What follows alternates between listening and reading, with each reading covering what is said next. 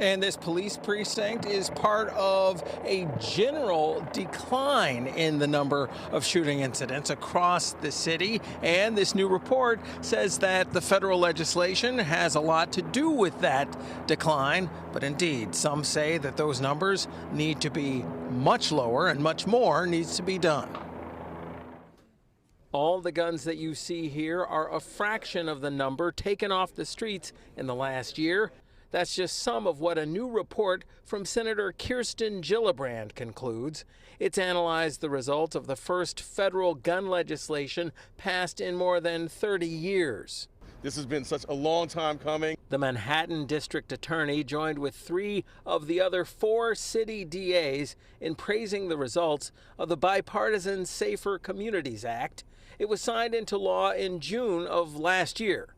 The new report looks at what's happened since. She couldn't send law enforcement down to Florida, where the traffickers started, to bring all these weapons up and cross state lines and come into New York. Now she's got a 15-year penalty for that trafficking. The senator talked about how this gun trafficking bust the Queens DA did last month led to far more serious terms under the new law for the suspects who investigators say moved guns across state lines into New York City. The new law is also named in honor of Nyesha Pryor-Yard, a 17-year-old honor student from Brooklyn who was fatally struck by a stray bullet from an illegal gun in 2009.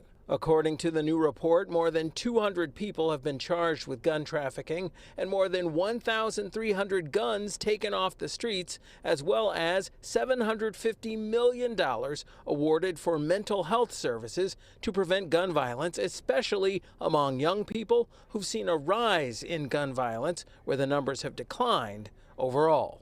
It's all in Nyesha's name. Her mother told us by phone that she's proud. However, it should be more guns off the street because it has no place in Brooklyn. It has no place there whatsoever. It's too many lives lost.